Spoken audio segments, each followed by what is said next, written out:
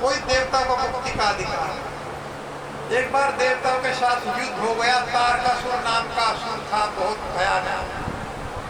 उसकी मृत्यु लिखी हुई थी कार्तिकेय के हाथ से। भगवान शिव का जो पुत्र हुआ है कार्तिकेय, उसके हाथ से उसका वध हुआ। लेकिन कार्तिकेय तब तक पैदा भी नहीं हुआ।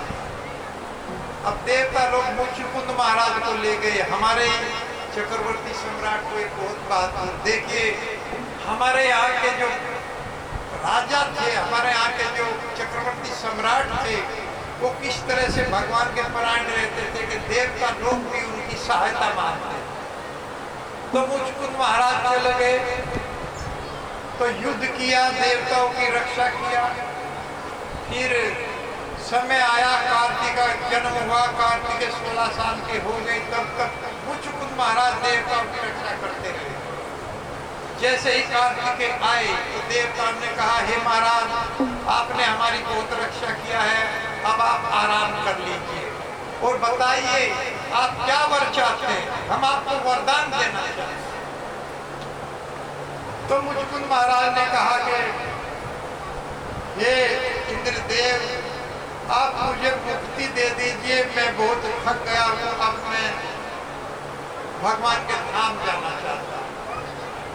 तो इंद्र ने हाथ जोड़ लिए, हे महाराज, कोई भी देवता मुक्ति नहीं दे सकता, ये केवल भगवान श्री कृष्ण का अधिकार है, भगवान नारायण का अधिकार है, हमको ये अधिकार प्राप्त नहीं है, इसलिए हम लोग मुक्ति नहीं दे सकते।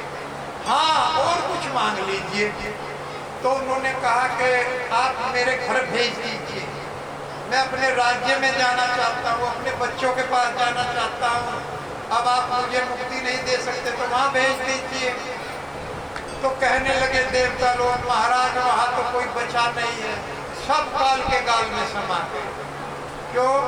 क्योंकि यहाँ के 6 महीने और देवताओं का एक दिन बराबर, इसलिए वहां इतना अधिक समय हो गया, आपके परिवार का कोई भी व्यक्ति जीवित नहीं है, इसलिए वहां जाकर के आप क्या करेंगे?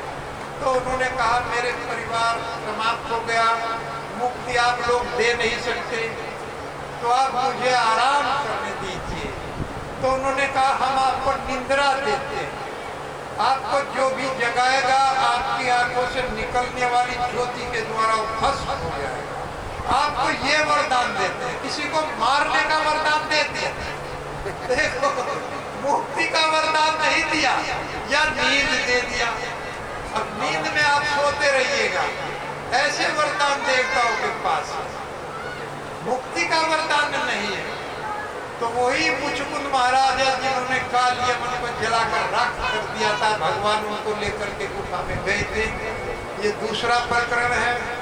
इस तरह से मुक्ति के दाता को मैं नमस्कार कर रहा हूँ। गजेंद्र कह रहे हैं वो मुझे मुक्ति प्रदान करें, और परायणाया जो सबके शरण स्थली है, ब्रह्मा शिव इंद्र सारे देवताओं की जो शरण स्थली है, जो अपने चरणों में स्थान देते हैं, गतिर भरता प्रभु साक्षी निवास शरणम सोयते, वही वास्तव में उनका लक्ष्य है, वही उनकी शरण स्थली है। भगवान कहते हैं 9वें अध्याय के 18वें श्लोक में भगवद गीता में, मैं ही समस्त जीवों का लक्ष्य हूँ, उनका स्वामी हूँ, उनकी शरण स्थली हूँ, उनको जन्म देने वाला हूँ, उनका वध करने वाला हूँ, उनकी निवास स्थली सब कुछ में।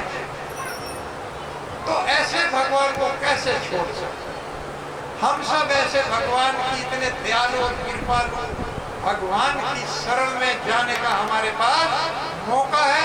माला को लेकर परसों माला दिया जाएगा, पता नहीं 60 70 80 कितने रुपए की? 80 रुपए। 80 रुपए की माला है। उसमें माला भी मिलेगी, बैग भी मिलेगा, जब बैग ऐसा ऐसा और काउंटिंग भी मिलेगी। तो इस तरह से 80 रुपए की माला है। तो जो लोग भगवान को परायण होना चाहते हैं, कथा का लाभ उठाना चाहते हैं, और जो हमारी इस कथा को चाहते हैं कि हमारा बोलना भी सफल हो, वो परसों जो है माला ले सकते हैं। हरे कृष्ण। शिला प्रपात।